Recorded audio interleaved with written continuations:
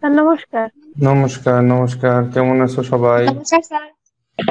ভালো আছি, আপনি কেমন আছেন? আছি, ভালো আছি। আচ্ছা, সকলে মোটামুটি অ্যাটেন্ড করছো দেখছি।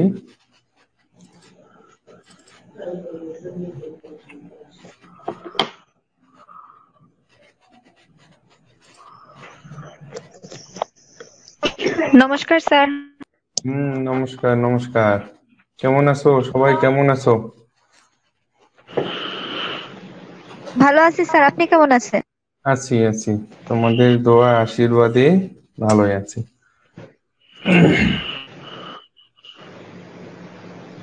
আচ্ছা, এখনো এতদিন পরেও জুম ইউজ করতে মানুষের সমস্যা হয় বা জুমে জয়েন করতে পারে না, এরকম বহু মেসেজ দিচ্ছে আমাকে।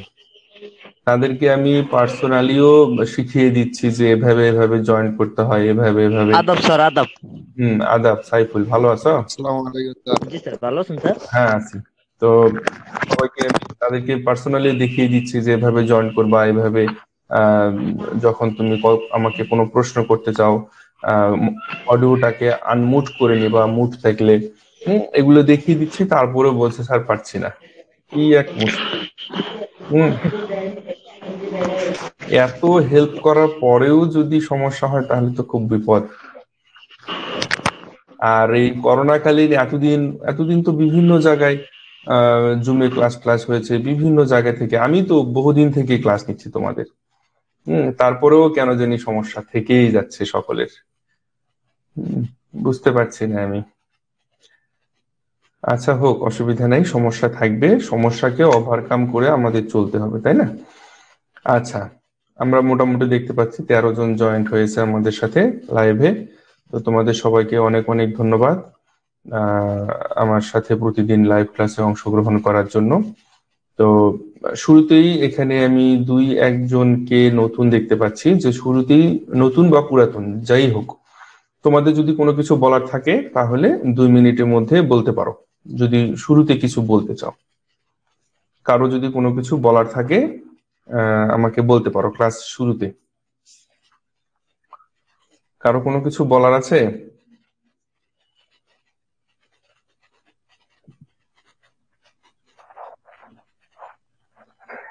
আচ্ছা, না তোমরা স্যার। যারা জয়েন করছো তারা কি সকলে আমাকে দেখতে পাচ্ছো, শুনতে পাচ্ছো?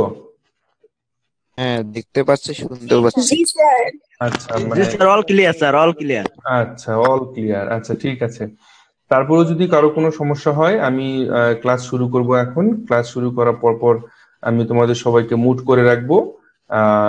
এই মুট অবস্থা যদি তোমাদের কোনো কিছু বলার থাকে তাহলে তোমরা কি করবে? চ্যাট অপশনটা ইউজ করবে, কেমন? এটা তোমরা সকলেই জানো। তারপরেও তোমাদেরকে আমি বলে দিচ্ছি যে চ্যাট অপশনটা ইউজ করে যদি কোনো কিছু বলার থাকে ইমার্জেন্সি ক্ষেত্রে। আর আমি তোমাদেরকে ক্লাসটা শেষ হওয়ার পরে তোমাদের জন্য কোশ্চেন করার সুযোগ থাকবে, সমস্যা নেই। যতক্ষণ না পর্যন্ত তোমাদের ক্লাস টপিকসটা ক্লিয়ার হবে ততক্ষণ পর্যন্ত তোমাদের প্রশ্ন করার সুযোগ থাকবে, অসুবিধা নেই, টেনশন করার কোনো কারণ নেই। এখন থেকে 1 ঘন্টা, 8:30 থেকে 9:30, প্রয়োজনে 10টা, অসুবিধা নেই তোমাদের। যার যত প্রবলেম আছে ক্লাস টপিক্স এর মধ্যে আমরা সবসময়ের জন্য টপিকস এর মধ্যে আলোচনা করার চেষ্টা করব। টপিকস এর বাইরে আলোচনা করতে গেলে বিভিন্ন রকম বিষয় আসবে, বিভিন্ন রকমের আসলে প্রশ্ন আসবে, এবং সেক্ষেত্রে আমাদের শুধু সময়টাই নষ্ট হবে, তাই না? আচ্ছা, আমাদের মধ্যে আজকে আমি আম, একজনকে নতুন দেখতে পাচ্ছি, শতরূপা পাল। শতরূপা পাল, কোথা থেকে বলছো তুমি, কোন ডিস্ট্রিক্ট?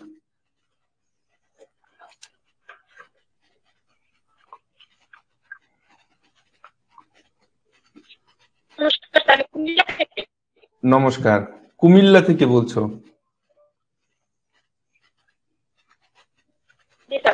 আচ্ছা, থ্যাংক ইউ।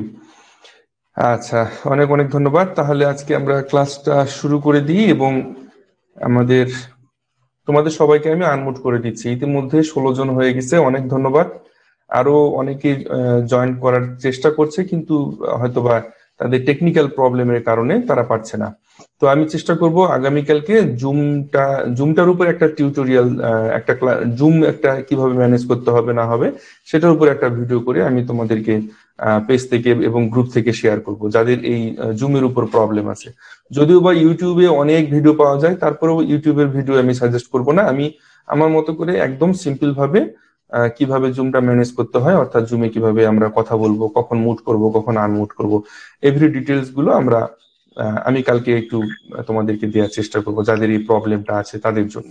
হুম, ঠিক আছে। আমি তোমাদের সবাইকে, কই গেল, হ্যাঁ, আমি তোমাদের সবাইকে মুট করে দিলাম এবং আজকের যে ক্লাসটা আছে সেই ক্লাসটা আমরা শুরু করব। মুট মাই ভিডিও, রিনেম পিন, আচ্ছা পিন, আচ্ছা থ্যাংক ইউ।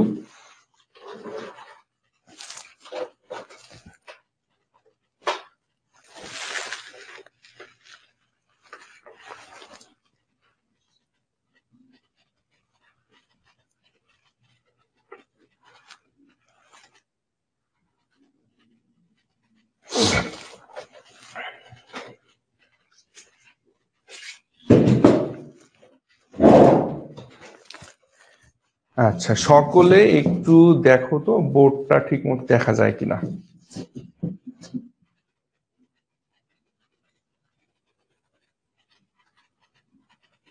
বোর্ডটা কি স্পষ্ট দেখা যাচ্ছে স্যার? সবাই একটু একটু চ্যাটিং এর মাধ্যমে জানাও যে দেখা যাচ্ছে কি যাচ্ছে না। একটু চ্যাটিং এর মাধ্যমে জানাও যে দেখতে পাচ্ছ কিনা। জি স্যার ক্লিয়ার, জি sir clear, thank you thank you thank you. আচ্ছা, আর একটা বিষয় বলি, সেটা হচ্ছে যে গতকালকে আমরা আলোচনা করতে চেয়েছিলাম, অ্যাকচুয়ালি আজকে যে টপিকসটা সেইটা গতকালকে আলোচনা করতে চেয়েছিলাম, কিন্তু গতকালকে ভুলবশত অনিচ্ছাকৃতভাবে অন্য টপিকস নিয়ে আমরা আলোচনা করে ফেলেছি। তো যাই হোক, অসুবিধা নেই। আমরা আজকে সেই টপিকসটা, গতকালকে যে টপিকসটা সেই টপিকসটা আজকে আমরা আবার পুনরায় আলোচনা করব। তো আমাদের যেটা টপিকস, অর্থাৎ আজকের আলোচনা খুব ইম্পর্টেন্ট। আসলে এই অধ্যায়টা কিন্তু অত্যন্ত গুরুত্বপূর্ণ, আমি তোমাদেরকে আগেও বলেছি এখনো বলছি। সেটা হচ্ছে যে সাধারণত আমাদের এই অধ্যায়টা অনেক বড় একটা অধ্যায়, আর বড় অধ্যায়গুলোতে সাধারণত দুইটি প্রশ্ন আসে পরীক্ষাতে, ফাইনাল পরীক্ষাতে দুটি প্রশ্ন আসে সাধারণত। তো অধ্যায়টা যদি ভালোভাবে তোমরা একটু পড়াটা কমপ্লিট করে নাও, সেক্ষেত্রে তোমাদের দুটি প্রশ্নই অ্যান্সার করার খুব সুন্দরভাবে একটা সুযোগ থাকে। আর এই চ্যাপ্টার থেকে এমসিকিউ কিন্তু বেশিরভাগই আসে, এরকমটা লক্ষ্য করা যায়। এখন কখন কোন সময় বেশি হবে বা কম আসবে এটা কিন্তু নির্দিষ্ট করে একেবারে কনফার্ম করে আমরা কেউই বলতে পারি না। হ্যাঁ, তবে সম্ভাবনার কথা বলছি এবং ইম্পর্টেন্সের ভিত্তিতে আর কি, যেটা বলছি যে আমাদের এই অধ্যায়টা অত্যন্ত গুরুত্বপূর্ণ এবং ভবিষ্যতে যদি জীবনে কোনোদিন তোমাদের কেমিস্ট্রি নিয়ে পড়ো, তাহলে এই জিনিসগুলো, এই অধ্যায়ের জিনিসগুলো সবসময়ের জন্য পড়তে হবে এবং সবসময়ের জন্য এগুলো আমাদের কাজে লাগবে। তো যাই হোক, আমাদের প্রথমে রয়েছে আজকের আলোচনার যে প্রথম বিষয়বস্তু, সেটা হচ্ছে আমাদের সমসত্ব প্রভাবক। আচ্ছা, আমি এখন তোমাদেরকে পড়াই, তারপরে তোমাদের যে কোশ্চেন গুলো থাকবে এগুলো সাইডে খাতায় তোমরা নোট করে রাখবা। সেই কোশ্চেন গুলা তোমরা আমাকে, আমি আননোট করে দিলে তোমাদের সেই কোশ্চেন গুলো তোমরা আমাকে করবা, অসুবিধা নেই। আচ্ছা, সমসত্ব প্রভাবকটা কি তাহলে সেটা আমরা প্রথমে জানবো। যে প্রক্রিয়ায় প্রভাবক এবং বিক্রিয়ক পদার্থ সমূহ কি হয়, একই দশায় অবস্থান করে, তাকে সমসত্ব প্রভাবক বলা হয় থাকে। দেখো, যে প্রক্রিয়ায় প্রভাবক এবং বিক্রিয়ক, প্রভাবক এবং বিক্রিয়ক, এখানে দুটো টার্মস ব্যবহার করা হয়েছে, যে প্রভাবক এবং আরেকটা হচ্ছে বিক্রিয়ক। প্রভাবক এবং বিক্রিয়ক, এই দুটি টার্মস ইউজ করা হয়েছে। মূলত এই দুটি আমাদের কি হবে, যে প্রক্রিয়ায় প্রভাবক এবং বিক্রিয়ক, ক্যাটালিস্ট এবং রিঅ্যাক্টেন্ট, এই পদার্থগুলো একই দশায় অবস্থান করে, একই দশায় অবস্থান করে, তাকে বলা হয় সমসত্ব প্রভাবক। এখন এই প্রভাবকের কয়েকটা আমরা এক্সাম্পল দেখি। এক্সাম্পলটা হচ্ছে কি, আমরা প্রথমে এক্সাম্পলটা দেখব গ্যাসীয় দশায়। গ্যাসীয় দশায়, গ্যাসীয় দশার এক্সাম্পলটা কি আসবে? গ্যাসীয় দশার এক্সাম্পলটা আসবে যে সাধারণত লেড চেম্বার পদ্ধতিতে সালফিউরিক অ্যাসিডের শিল্প উৎপাদনকালে সালফার ডাই অক্সাইডের জারণ বিক্রিয়ায় নাইট্রিক অক্সাইড প্রভাবক হিসেবে কাজ করে। অর্থাৎ সালফার ডাই অক্সাইডের জারণ বিক্রিয়ায় কি করবে? Nitric oxide. জারণ বিক্রিয়া মানে সেটা অক্সিজেনের সাথে বিক্রিয়া, তাই না? বা দহন বিক্রিয়া, তাহলে সেটা কি হবে? আমাদের দহন বিক্রিয়া হলেও কিন্তু সেটা আমাদের অক্সিজেনের সাথে বিক্রিয়া করবে। এখন এখানে আমাদের সালফার ট্রাই অক্সাইড উৎপন্ন হবে।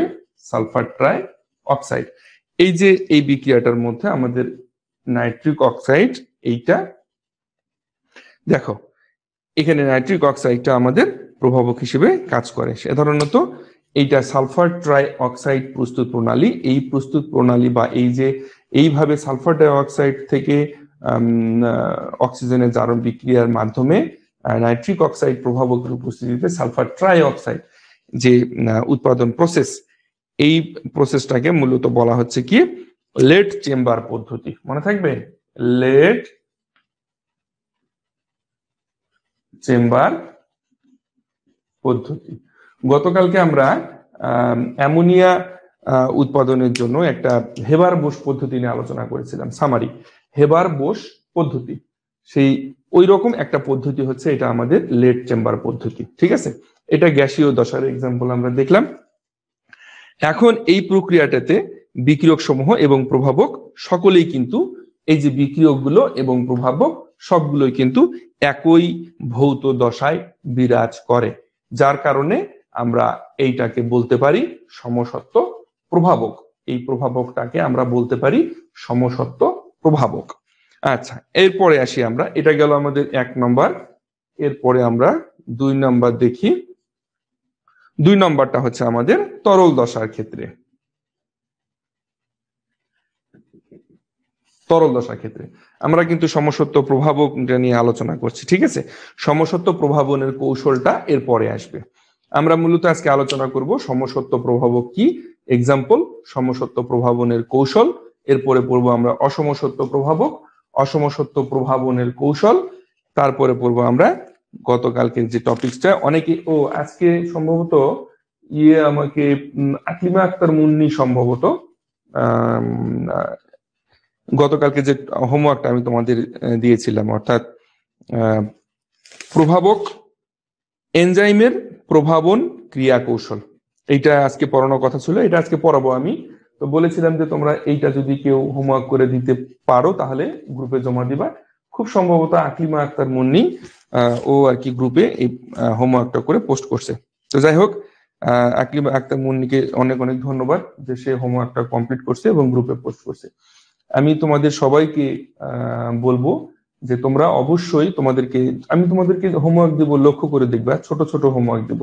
এই হোমওয়ার্ক গুলা তোমরা কি করবে, অবশ্যই কিন্তু তোমরা হোমওয়ার্ক গুলো কমপ্লিট করে খাতায় সুন্দর করে লিখে গ্রুপে পোস্ট করবে। আমি তোমাদের একটা বিষয় নিশ্চিত করতে চাই যে তোমরা যদি দেখে দেখেও লিখে জমা দাও তারপরেও আমার আপত্তি নেই। কেন জানো? যে একেবারে না পড়ার থেকে দেখে দেখেও তোমরা যদি খাতায় লিখো তাহলে দেখবা তোমার 50% পড়াটা কমপ্লিট হয়ে যাবে। 50% আমি তোমাদেরকে গ্যারান্টি দিতে পারি। তোমরা দেখে দেখে লেখো, দেখে দেখে লিখে আমাকে গ্রুপে হোমওয়ার্কটা পোস্ট করো। এইটাতে তুমি নিজেই এর উপকারিতাটা বুঝতে পারবে। অনেকেই বলছে আমাকে, স্যার ওরা তো দেখে দেখে হোমওয়ার্ক করছে। আমি বলছি তুমি নিজেও দেখে দেখে জমা দাও। আমি তোমাদেরকে দেখে দেখে লেখার কথা বলবো, কোনো অসুবিধা নেই। তাতে দেখবা, তুমি নিজে দেখবা যে তুমি 3 দিন 3টা হোমওয়ার্ক দেখে দেখে লিখে গ্রুপে জমা দাও, দেখবা তোমার 50% পড়া মুখস্থ হয়ে গেছে। আচ্ছা, অনেক ধন্যবাদ। তো এখন আমরা গ্যাসীয় দশার এক্সাম্পলটা দেখলাম, এরপরে আমরা তরল দশার এক্সাম্পলটা দেখব। তো তরল দশার এক্সাম্পলটা হচ্ছে আমাদের লঘু খনিজ অ্যাসিড, অর্থাৎ HCl যেটাকে আমরা বলা হয়। এই HCl প্রভাবকের উপস্থিতিতে সাধারণত ইক্ষু চিনি বা সুক্রোজ, তোমরা নাম জানো এটার, সুক্রোজ আমরা যে চিনিটা খাই বা ইক্ষু চিনি যেটা, এই ইক্ষু চিনির আদ্র বিশ্লেষণ করলে আমরা যে HClটা ব্যবহার করব, এই HClটা এটা আমাদের তরল দশার ক্ষেত্রে ব্যবহার হবে। আচ্ছা, তাহলে সুক্রোজের সংকেত হচ্ছে C12H22O11। এটা হচ্ছে আমাদের ইক্ষু চিনি বা সুক্রোজ। ঠিক আছে, একটু লিখে দিয়ে আমি নিচে, মনে হয় দেখা যাচ্ছে কিনা, চিনি বা সুক্রোজ। হ্যাঁ, চিনি বা সুক্রোজ। আচ্ছা, এই নিচের লেখাটা কি দেখা যাচ্ছে?